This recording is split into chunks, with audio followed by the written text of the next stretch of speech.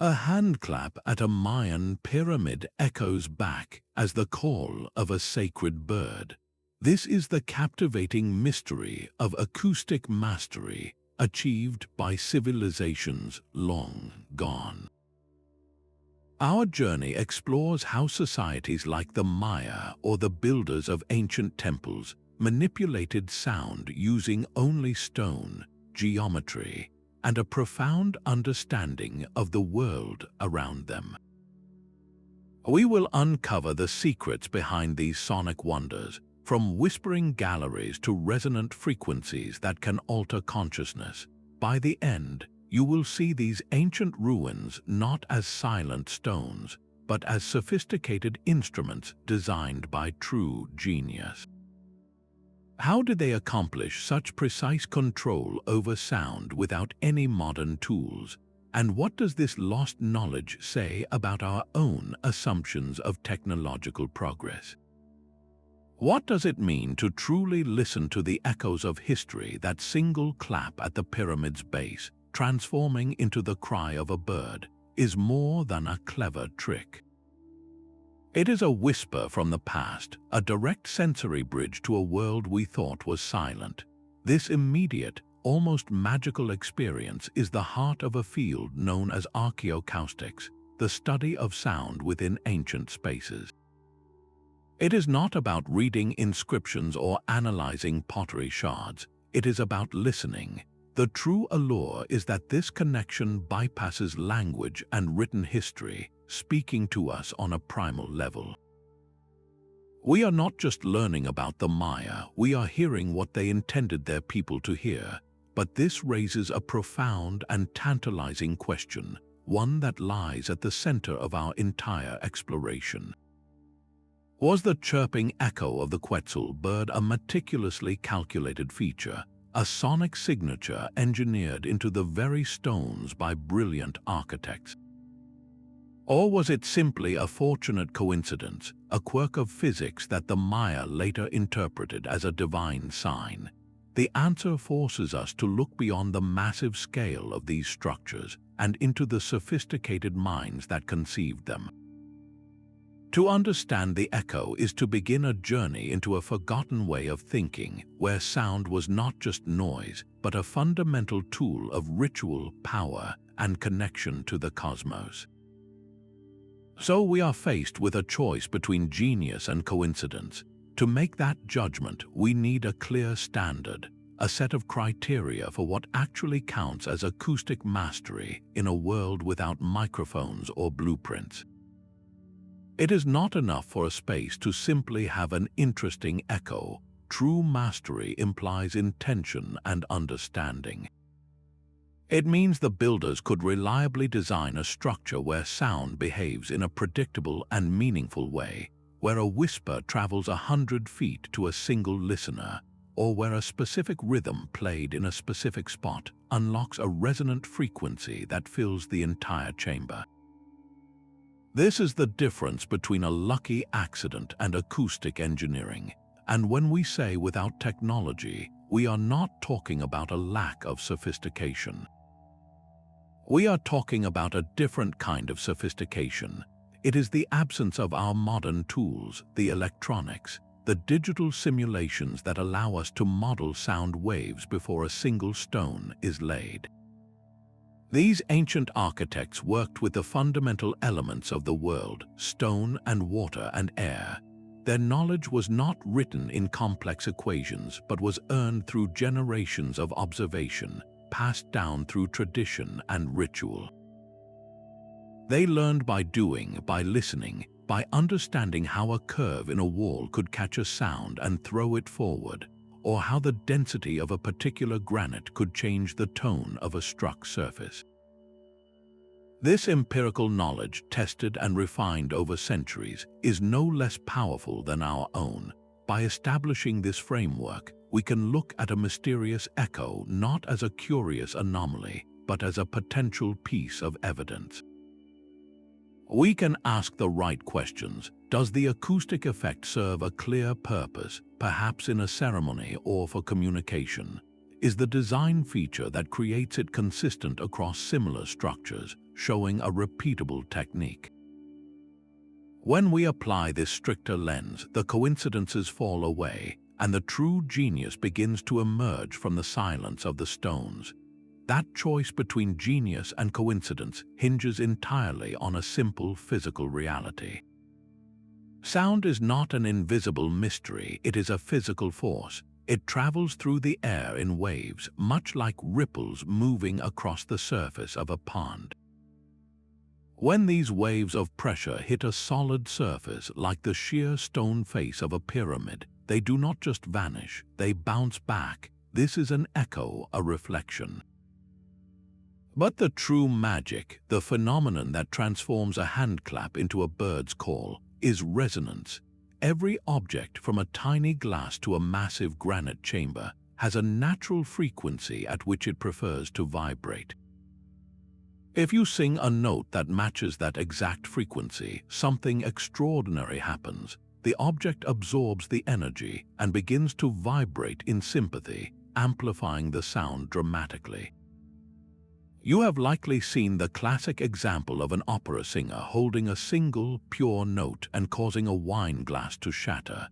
The singer did not simply sing loudly. They found the glass's secret frequency and unlocked a surge of vibrational energy. Now translate that idea to the scale of a temple. Imagine an entire stone chamber with its specific dimensions and materials, having its own natural resonant frequency.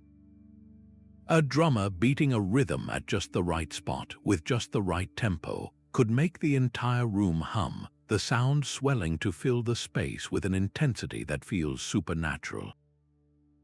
This is the foundational knowledge these builders possessed.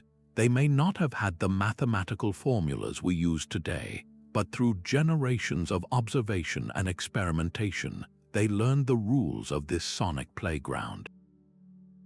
They discovered that a curved wall could act like a lens, focusing whispers to a distant point. They learned that a stepped platform could turn a single footstep into a cascade of thunderous reverberations. This was not magic, it was applied physics mastered through an intimate, hands-on relationship with the materials of their world. Their blueprints were written in the behavior of sound itself. The choice to build a temple directly over a crack in the earth was no accident. At Delphi, the ancient Greeks believed this fissure released more than just mysterious vapors. It released the very voice of the earth.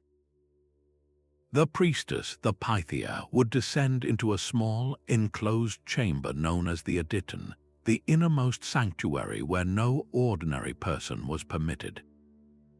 Here, amidst the scent of burning laurel leaves and the reported haze of intoxicating gases, she would deliver her cryptic prophecies. But the power of the moment was not solely chemical, it was profoundly acoustic.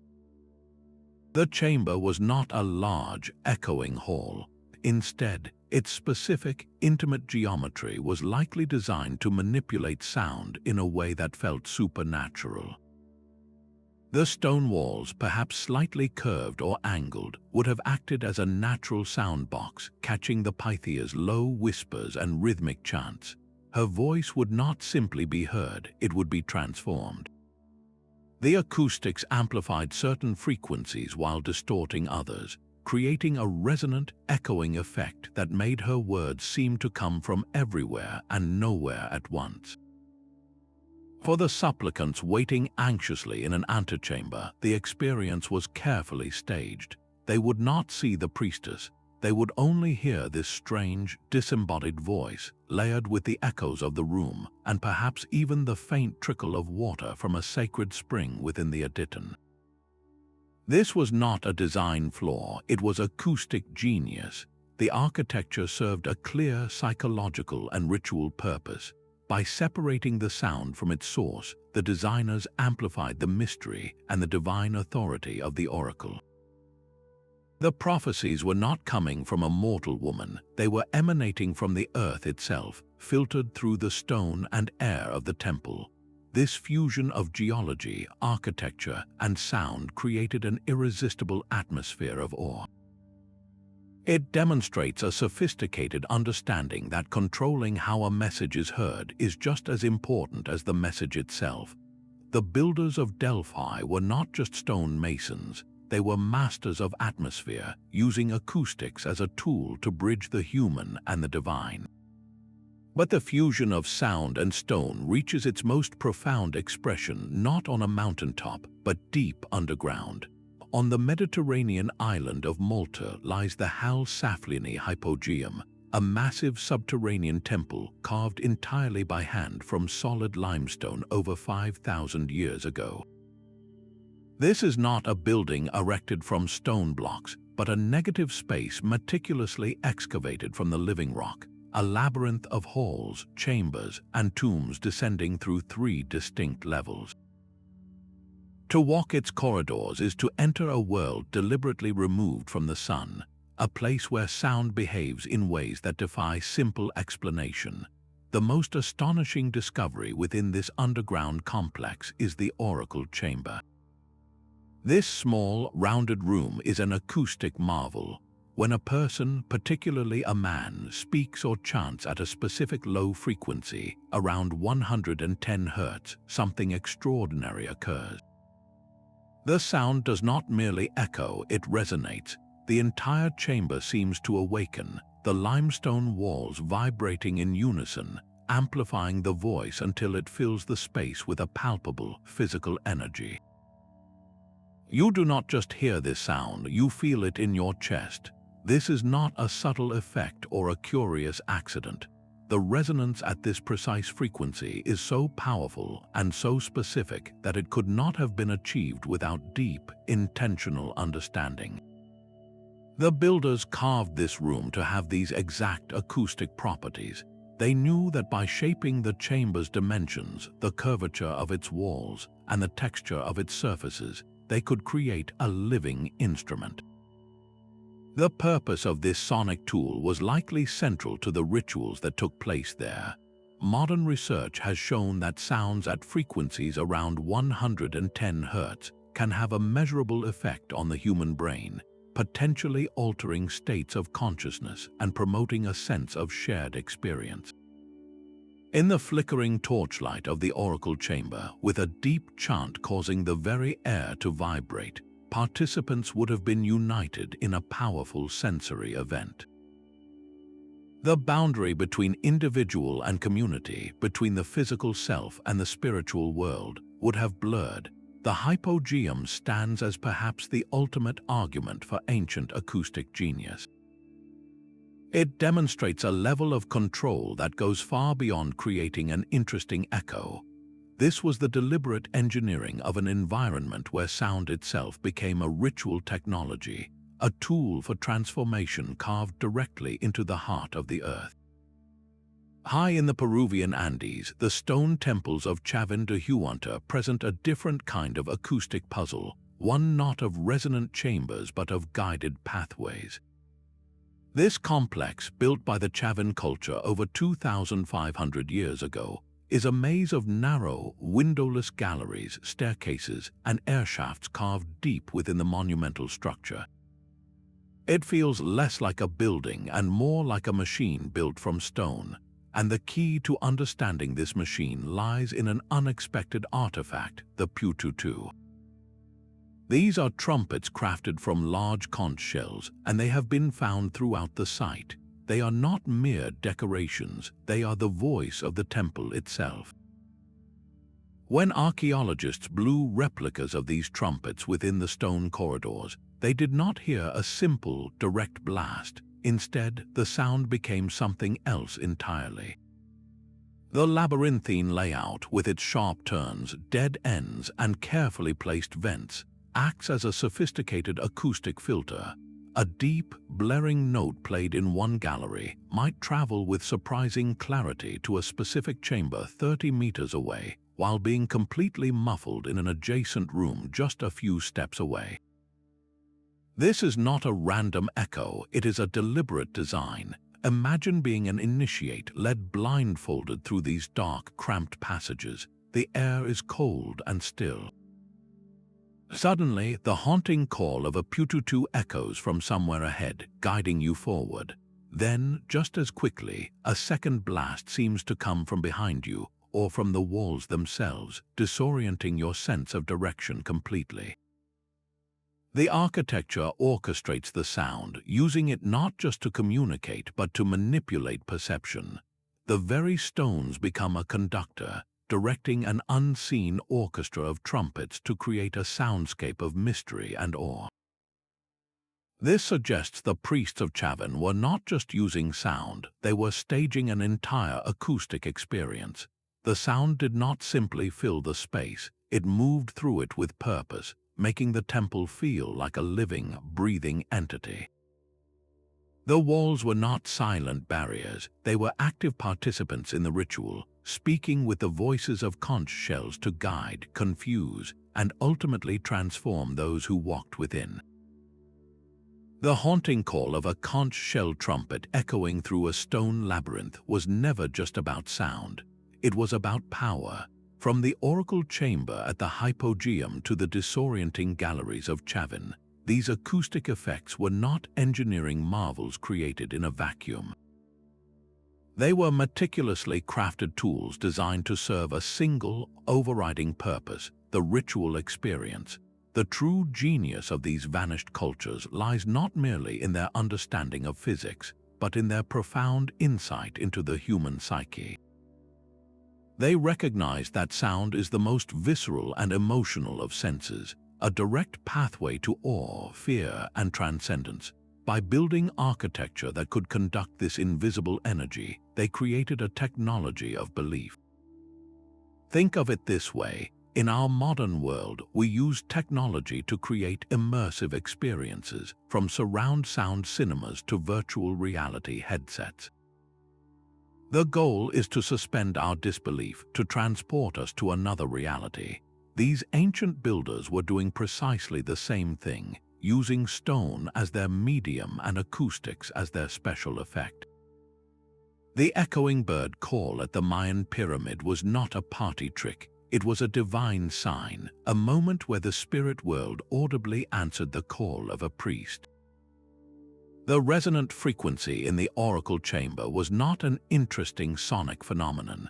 It was a tool for altering consciousness, uniting a community in a shared, physically felt vibration that blurred the line between the individual and the collective. The sound became a tangible manifestation of the sacred. This transforms how we view these structures. They are not passive backdrops for ceremony, they are active participants. The temple is the instrument, and the ceremony is the music played upon it. Every chant, every footstep, every blast of a trumpet was composed with the building's acoustic properties in mind. The architects were, in effect, composers of space. They designed stages where a whisper could carry the weight of a prophecy, and where a drumbeat could mimic the very heartbeat of the earth. This fusion of art, science, and spirituality represents a pinnacle of human ingenuity. It forces us to reconsider what we mean by technology. Is it only the silicon chip and the steel beam, or can it also be the intentional shaping of a space to guide human emotion through the masterful application of natural law? The echoing stones suggest that the most powerful technologies are those that speak directly to the human spirit. That intimate knowledge of the human spirit was matched by an equally profound understanding of the earth itself. The stones they chose were not arbitrary. Each block carried its own acoustic signature. Limestone, with its relatively porous and uniform crystalline structure, absorbs some high frequencies while allowing lower tones to resonate with a warm, full-bodied hum. This is precisely why the oracle chamber in Malta's Hypogeum, carved from solid limestone, can amplify a chant so effectively. The stone itself vibrates in sympathy. Granite, on the other hand, is far denser with a hard, interlocking crystal formation. It reflects sound waves with incredible efficiency, creating sharp, clear, and long-lasting echoes, the kind that would have turned a Mayan plaza into a cacophony of precise sonic reflections.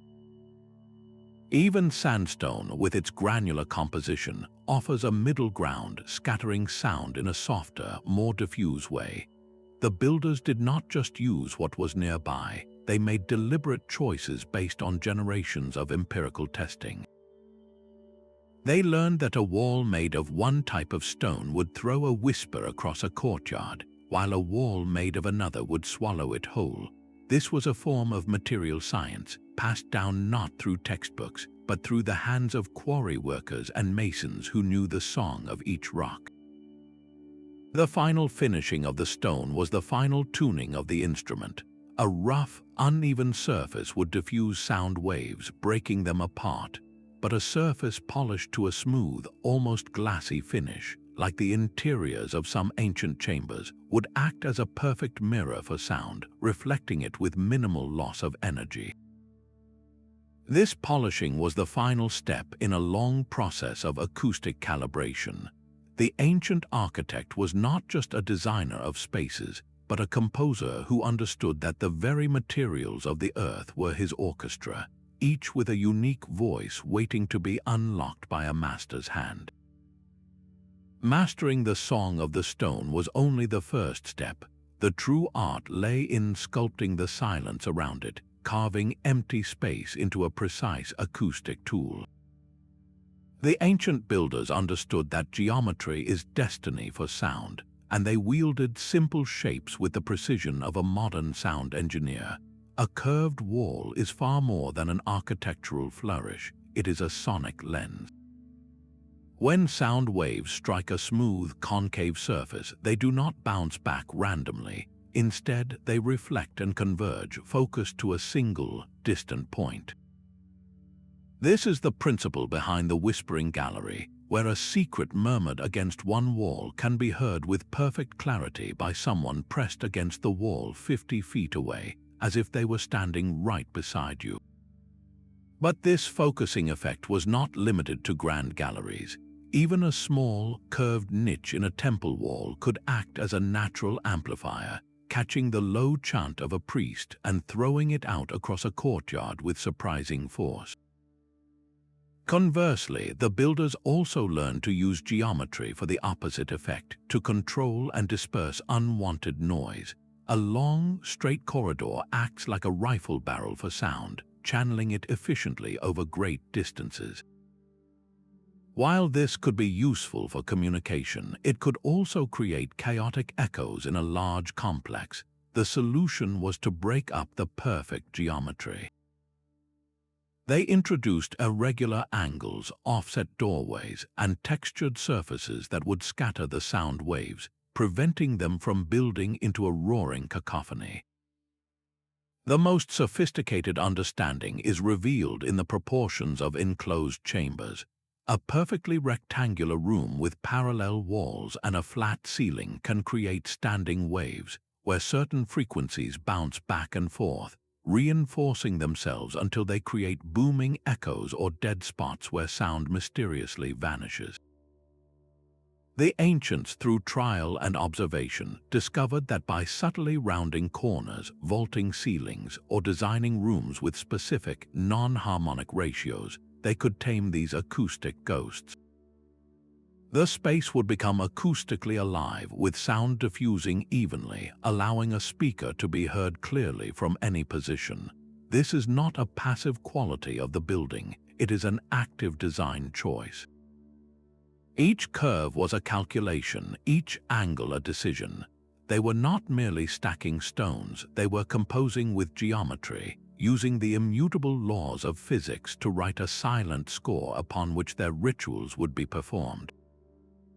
The structure itself became the instrument, waiting for the ceremony to bring its hidden music to life.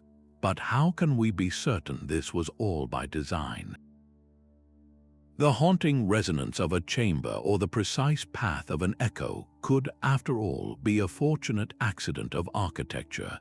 This is the central challenge of archaeoacoustics, a field that must constantly navigate the fine line between revelation and romantic speculation. Proving intent requires a detective's rigor, building a case from multiple converging lines of evidence. the first step is always precise measurement. Researchers use sensitive digital audio equipment to map a site's acoustic signature, recording reverberation times, identifying resonant frequencies, and plotting how sound travels from specific points.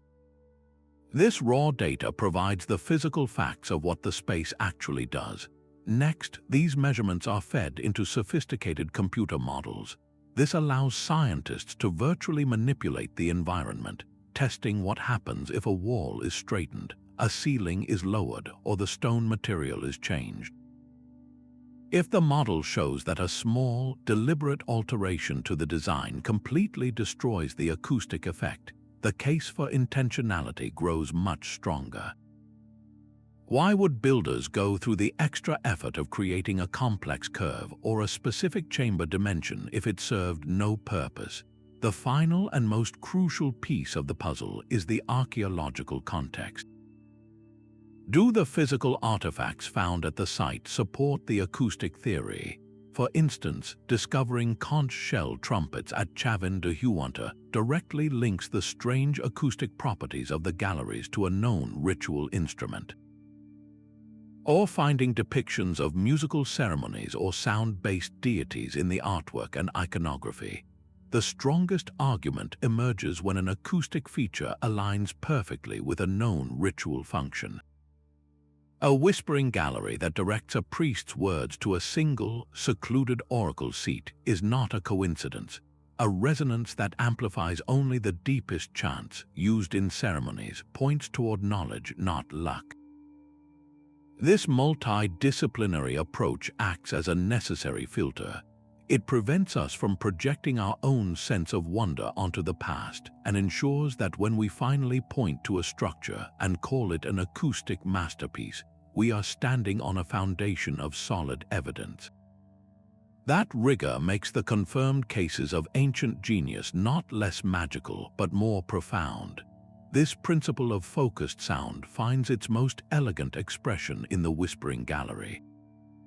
Imagine standing inside a vast circular chamber, its curved walls stretching high above you. You press your face close to the cool stone and whisper a secret. To your amazement, someone standing with their ear to the wall 50 feet away hears your words as clearly as if you were speaking directly into their ear. This is not magic, it is pure physics, a masterful application of the same principles that govern a curved mirror focusing light. The sound waves from your whisper do not spray out randomly into the open space. Instead, they cling to the smooth, concave surface, traveling along the curve with minimal loss of energy. The architecture acts as a waveguide, channeling your voice on a precise path to a single listener. This represents a profound leap in acoustic thinking. It is not just about making sound louder or creating an echo. It is about controlling its very direction, about creating a private channel in a very public space. While the most famous whispering galleries are in more modern structures like St. Paul's Cathedral in London, the underlying concept is timeless. Archaeologists have long wondered if circular tombs from ancient Greece, known as tholos tombs with their distinctive domed chambers, were designed with a similar understanding. Could a ritual have involved a priest whispering instructions from one side of the tomb, his words carried secretly to an initiate on the other? The effect transforms a large, open space into an intimate conduit for communication. It demonstrates a clear intention to overcome the natural limitations of sound, which normally fades and disperses over distance. By shaping the stone just so, these ancient engineers found a way to make a whisper travel farther than a shout, turning architecture into a tool for both secrecy and spectacle. This precise tuning of a room to a specific frequency represents the pinnacle of ancient acoustic art. Resonance is not merely an echo, it is a partnership between sound and structure. When the voice of a chanter matches the secret frequency of the chamber, the entire space begins to vibrate in sympathy. the sound energy multiplies, swelling from a simple chant into a physical force that you can feel in your bones. This is what transforms the oracle chamber from a quiet room into a living entity. The builders of the Hypogeum did not just carve a space, they carved an instrument, and they knew exactly how to play it. The chosen frequency, that low hum around 110 Hz, is particularly fascinating. Modern neurological studies have shown that sounds in this range, from about 90 to 120 Hz, can have a measurable impact on the human brain. This specific bandwidth is associated with a calming of the prefrontal cortex, the area responsible for our sense of self and critical judgment. The effect can be a shift in consciousness, a quieting of the internal monologue that might lead to states of deep relaxation, heightened suggestibility, or even a trance-like awareness. This was not a random choice. It was a deliberate selection of a sonic key that could unlock a specific mental and emotional state in the participants. The architects understood this relationship intuitively through generations of observation. They learned that a certain rhythm played in a chamber of a certain size, carved from a specific type of limestone, would produce this transformative effect. They were, in essence, early neuroacoustic engineers. Their goal was not just to create sound, but to use sound to sculpt a shared experience, to harmonize the minds of a community through the invisible vibration of the air around them. This ability to manipulate frequency goes far beyond simply bouncing sound off a wall. It is an active, dynamic process of amplification, a harnessing of wave physics that demonstrates a deep, if experimentally gained, mastery over the energy of sound itself. This deep understanding of frequency and tone could not be recorded in a textbook. Without written engineering manuals, the survival of such sophisticated knowledge depended entirely on the human voice and the skilled hand. The true system for preserving acoustic genius was a living one, built on the twin pillars of oral tradition and lifelong apprenticeship. A master builder did not simply give his apprentice a set of plans. The learning was immersive, passed down through demonstration, through song, and through stories woven into the very fabric of their culture. The precise ratio for a resonant chamber might be encoded within a sacred myth about the proportions of the first temple built by the gods. The ideal stone for a whispering wall might be identified in a craftsman's song that described its ring when struck. This was knowledge made memorable, transformed into rhythm and narrative to ensure it survived from one generation to the next. The apprentice learned by doing, spending years, even decades, working alongside the master. He would learn the feel of different stones, the sound they made when carved, and how a subtle change in the curve of a wall could alter the path of a whisper. The rules of acoustic construction were not abstract principles but standard practices, repeated and refined with each new project. This system was incredibly effective, creating an unbroken chain of expertise that could last for centuries. But its strength was also its profound fragility. This nuanced, experiential knowledge lived only in the minds and hands of a select few.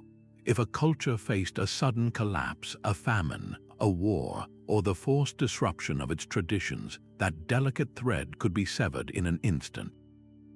The songs would fall silent, the stories would be forgotten, and the master would die without a successor. All that would remain are the silent, magnificent structures, their sonic secrets locked within stone, waiting for a future age to wonder at the coincidence of an echo. The final, heartbreaking aspect of their genius was the system they built to protect it, a system as vulnerable as it was powerful. The echoes of genius were not confined to a single continent or culture. Across the globe, from the sun-baked plains of Australia to the cloud-shrouded peaks of the Andes, we find the same deep awareness of sound's potential.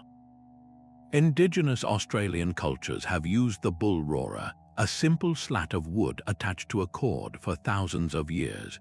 When swung in a circle, it creates a deep, pulsating roar that can carry for miles, a sound believed to be the voice of ancestral spirits.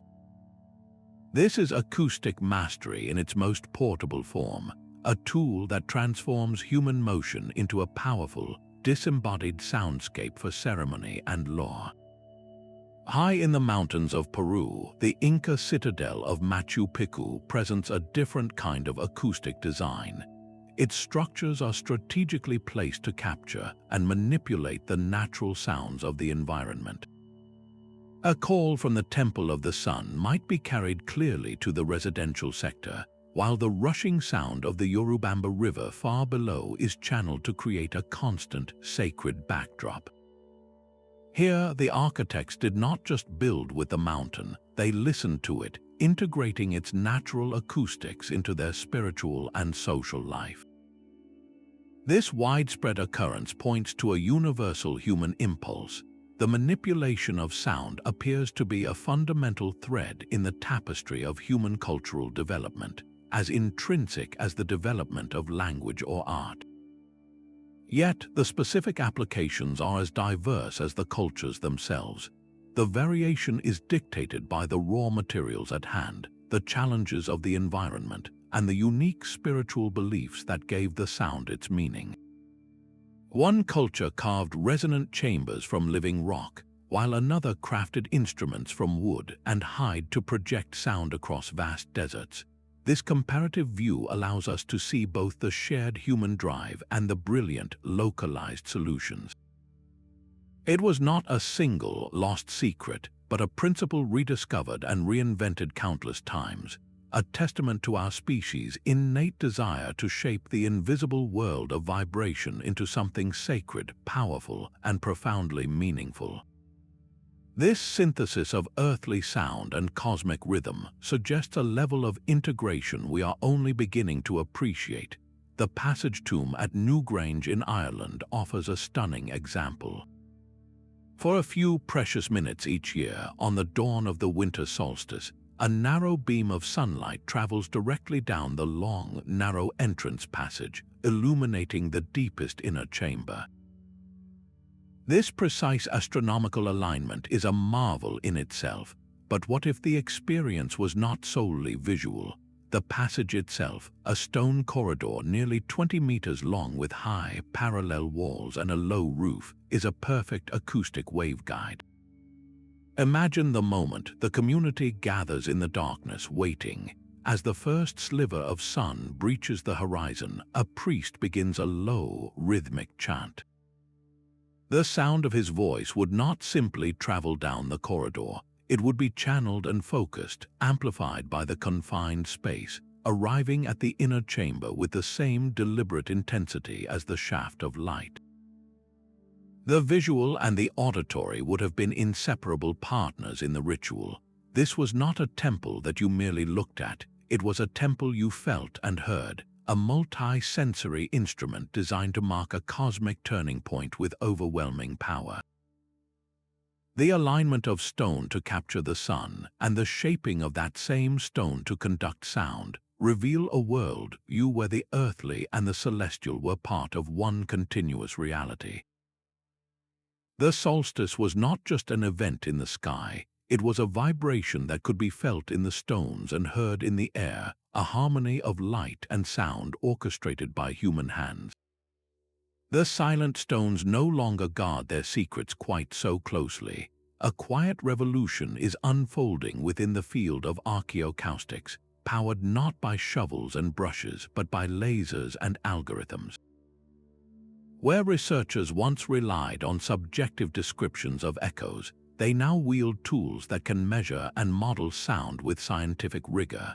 The cornerstone of this new approach is three-dimensional laser scanning.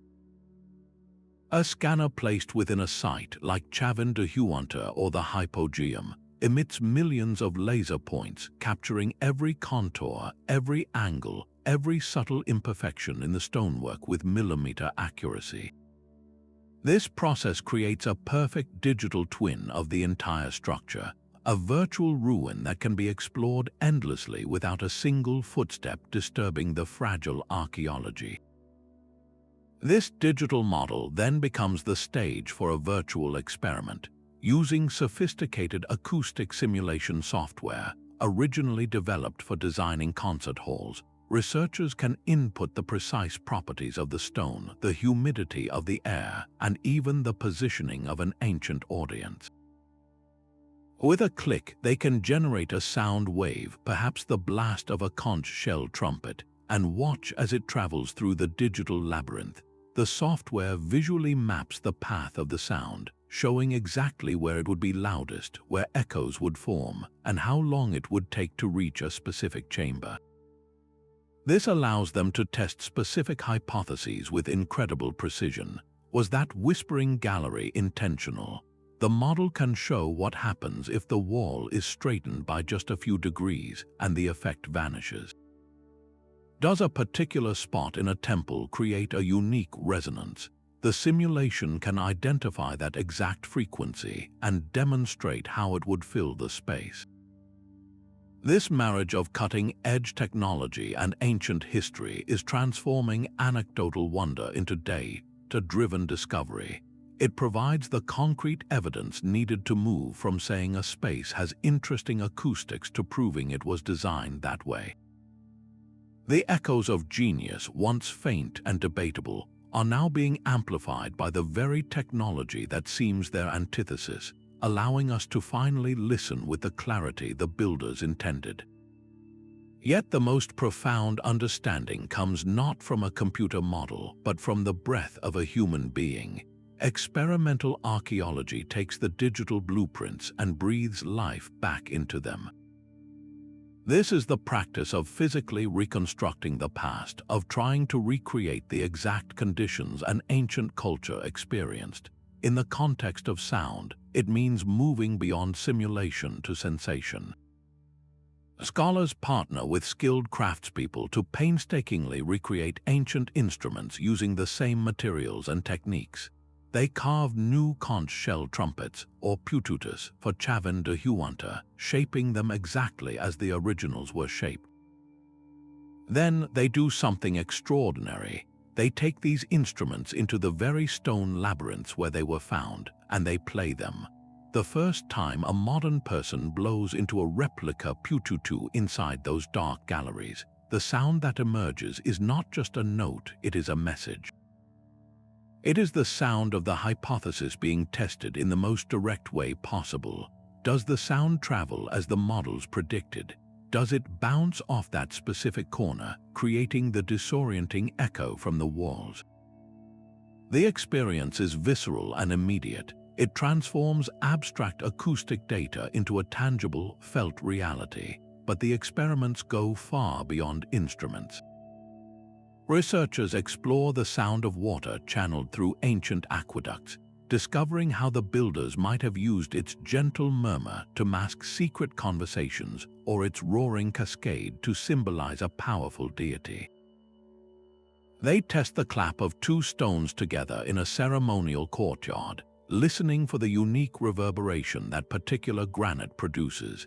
They have groups of people chant and sing in different registers within a resonant chamber, mapping how the sound physically feels at different pitches. This hands-on work does more than confirm theories. It opens a window into the emotional and spiritual weight of these spaces. We can read about a ritual, but to stand in the echoing darkness and feel the deep resonance of a chant vibrate in your chest is to understand, on a primal level, the power that ritual held. It bridges a gap of thousands of years, allowing us, just for a moment, to not just study an ancient soundscape, but to step inside it and feel its awe-inspiring power. That power to shape perception was the ultimate goal of this acoustic engineering. These ancient architects were not merely creating interesting sounds, they were constructing entire psychological realities. Think of the experience from the perspective of an initiate. You are led into the profound darkness of the Hypogeum, your world reduced to the flicker of torchlight on damp limestone. The air is still and heavy. Then a priest begins a low chant, and suddenly the very room around you awakens. the sound swells not just in your ears, but as a vibration you feel deep in your bones. In that moment, the architecture ceases to be inert stone. It becomes a living, breathing entity. This carefully orchestrated sensory overload is designed to bypass your critical mind and speak directly to your primal instincts. A sudden, disembodied echo from a hidden corner induces a jolt of fear, a physiological response that primes you for a message from the gods. A persistent, resonant hum can lull you into a suggestible, trance-like state, where the boundaries between your own thoughts and the voices of the ritual begin to blur. This control over the emotional atmosphere granted the ruling class an undeniable authority. When a priest's whisper travels 100 feet to your ear alone, it feels like a personal revelation. When the temple itself seems to roar in response to a chanted prayer, it validates the priest's role as the sole intermediary with the divine. The acoustic effects were the ultimate special effects, a technology of awe that made the supernatural feel tangibly present. This was social engineering on a grand scale. The shared auditory experience, the collective feeling of a vibration passing through the entire community, forged a powerful bond. It synchronized the group's emotional state, creating a unified consciousness that strengthened social cohesion and reinforced the established order. The ability to disorient, as seen in the labyrinthine galleries of Chavín, was equally powerful. By stripping away an initiate's sense of direction and control, the priests created a blank slate, a mind ready to be imprinted with new beliefs and hierarchies. The stones were not just shaped to hold up a roof, they were shaped to hold up an entire worldview. This drive to attribute ancient wonders to the supernatural is a powerful temptation, a shortcut that ultimately diminishes the very people we seek to admire. The idea of lost technologies or alien architects may seem thrilling, but it creates a dangerous divide between us and them, placing their accomplishments in a realm of magic we can never hope to understand. The truth, however, is far more compelling. The acoustic mastery we have explored was not a gift from the stars, but the hard-won fruit of human genius. It was born from generations of patient observation, where a master mason noted how a specific curve in a wall caught the morning chant and threw it across a courtyard. It was refined through countless experiments, where the sound of a drum was tested in 100 different chambers until the perfect resonance was found. This was a science, but a science built on a different foundation than our own, one rooted in an intimate, hands-on dialogue with the materials of the earth.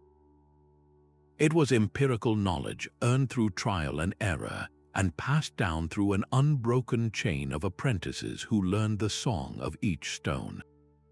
To call this magic is to ignore the profound intelligence it represents. These builders were not passive recipients of mysterious secrets, they were active investigators of their world. They possessed a deep, intuitive understanding of natural laws, even if they expressed that understanding through myth and ritual rather than mathematical equations. Recognizing this human origin does not make the echoing chambers of the Hypogeum any less wondrous. On the contrary, it makes them more so. It means that people, with minds and hands not so different from our own, achieved these marvels through perseverance, creativity, and a brilliant synthesis of art and science. Their legacy is not a mystery to be solved by looking to the skies, but an inspiration found in the enduring power of human curiosity and the timeless desire to shape the world with sound. This inherent sustainability stands in stark contrast to our modern approach. We design a concert hall in one city, then ship exotic woods and complex speaker systems from across the globe, consuming immense energy to create a controlled sonic environment. The ancient masters worked with what was directly under their feet. Their material palette was local stone, water, and air, and their power source was the human voice itself. This was not a limitation but a creative constraint that fostered incredible innovation. They achieved profound acoustic effects without a single watt of electricity, creating spaces that remain functionally perfect millennia later. This is a powerful lesson in resilience and longevity, a model of design that is deeply embedded in its place rather than imposed upon it. Their work also represents a profound, if unconscious, form of biomimicry. They observed how sound behaved in the natural world, in echoing canyons and resonant caves, and they learned to replicate those effects through architecture. A whispering gallery is an engineered version of the way a sound can travel along a smooth, curved rock face. A resonant chamber mimics the amplifying properties of a cavern. They were not trying to conquer nature with technology, but to emulate its efficiency and power. In our current age, where we are urgently seeking more sustainable ways to live, their passive acoustic solutions offer a blueprint. They demonstrate that the most elegant and enduring technologies are often those that work with natural forces rather than against them.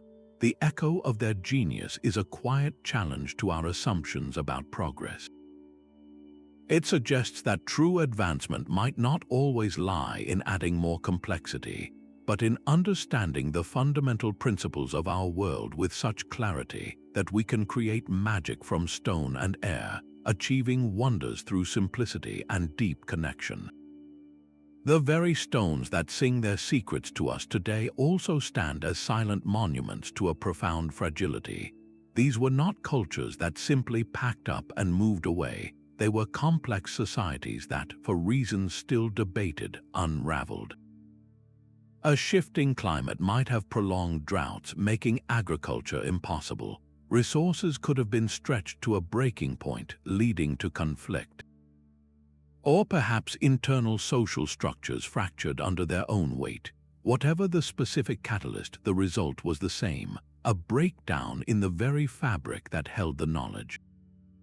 The intricate understanding of acoustics was not stored in a library. It was a living tradition carried in the minds of master builders and the rituals of priests. When that society fragmented, the delicate thread of transmission was severed.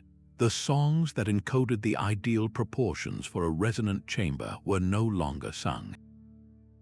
The apprentices who learned the feel of a sound-focusing stone were never fully trained. The structures remained magnificent and enduring, but the wisdom behind their creation, the why and the how, faded into an echo that eventually fell silent. This is the sobering lesson etched into these ruins. It reminds us that knowledge, no matter how sophisticated, is not a permanent possession. It is a flame that must be consciously tended and passed from one generation to the next. The vulnerability of these advanced societies is a humbling mirror, showing us that our own towering achievements rest upon a foundation that requires constant care to keep from crumbling into future silence. The silent stones we have already explored are just the beginning of a much larger conversation. The field of archaeoacoustics is still in its youth, and for every site like the Hypogeum that has revealed its secrets, there are dozens of other ruins around the world whose acoustic properties remain a complete mystery. Think of the vast, intricate temples of Angkor Wat, where the interplay of water, stone, and forest might create unexpected sonic environments, or the enigmatic stone circles of Europe, where the placement of monoliths could have been designed to interact with the wind in very specific ways. We have barely started to listen to the ancient world. New theories are pushing the boundaries of what we thought possible, suggesting that water was not merely a symbolic element but an active acoustic tool. A channel of water running through a temple courtyard would not just be for ritual purification. The sound of flowing water is a powerful acoustic mask, a natural white noise that could have been used to conceal the conversations of priests or to create a constant, soothing backdrop that heightened the spiritual atmosphere. Some researchers propose that underground chambers might have been designed to capture and amplify the sound of dripping water, turning a simple, natural occurrence into a rhythmic, hypnotic pulse central to a ceremony. The alignment of sound with geological features is another tantalizing frontier. Perhaps a temple's entrance was positioned not just to catch the rising sun, but to channel the prevailing wind, using it to carry chants across a valley or to create a constant, low hum as it passed over a precisely carved aperture. This points to a holistic understanding of the environment, where the building was not an isolated object but an integrated component of a larger sonic landscape. The future of these discoveries lies in the growing collaboration between once separate disciplines. Archaeologists bring the context of the find, the artifacts, and the cultural knowledge. Acousticians bring the sophisticated tools to measure and model the physics of the space. Historians and ethnomusicologists contribute the stories, the instruments, and the rituals that give the sound its meaning. When these fields truly listen to one another, the echoes of genius become unmistakable. The most astonishing examples of ancient sonic mastery are likely still buried, waiting not for a shovel, but for a sensitive ear and an open mind. The true scale of this lost knowledge is something we are only starting to comprehend. The evidence points not to scattered anomalies but to a coherent pattern of design. When you see the same precise whispering gallery effect repeated in multiple temples across a civilization, the odds of it being accidental vanish. If the acoustic feature were just a quirk of construction, each site would have its own random echo, its own unique sonic fingerprint. But that is not what we find. Instead, we see consistency, a repeatable technique applied to achieve the same result in different locations. This consistency is the first powerful clue. It reveals a shared knowledge base, a standard practice passed from one generation of builders to the next. The second, and perhaps most convincing, piece of the puzzle is the alignment between the sound and the ceremony.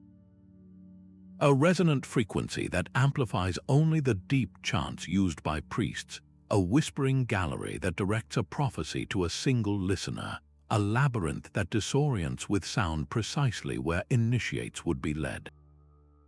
These are not random alignments, they are perfect marriages of form and function, where the architecture actively enables the ritual. The final argument is the sheer, often gratuitous, complexity of the design. At Chavín de Huántar, the builders did not need to carve a maze of narrow, winding galleries. A few simple, straight corridors would have been far easier to construct.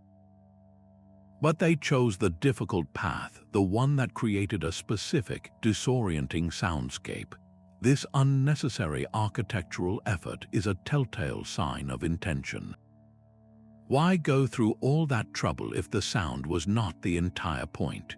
When these three threads are woven together, the case for coincidence unravels.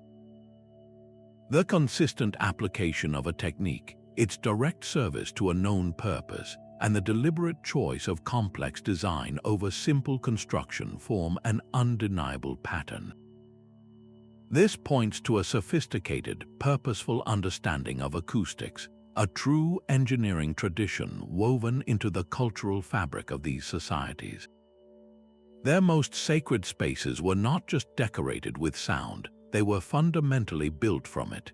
These silent monuments of stone are a testament to a different kind of intelligence, one forged through deep listening rather than complex calculation. The true legacy of these acoustic masters is not simply that they could make a whisper travel, but that they understood why it mattered. Their technology was not one of domination over nature, but of exquisite harmony with it. They achieved profound effects by working with the grain of the world, using local materials and the physics of sound itself as their primary tools.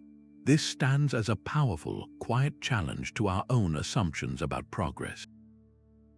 It suggests that the most enduring solutions may not lie in adding more complexity, but in understanding fundamental principles with such clarity that we can create wonder from simplicity. These echoes from the past urge us to reconsider our relationship with the world around us. They ask us to listen not just with our ears, but with our entire being, to rediscover the subtle music of our environment that our own noise so often drowns out. The stones may have fallen silent, but the questions they raise about ingenuity, sustainability, and the human spirit resonate more urgently than ever. What might we create if we learned to listen to the world with that same profound attention? The echo, it seems, has not faded. It has simply been waiting for us to become quiet enough to hear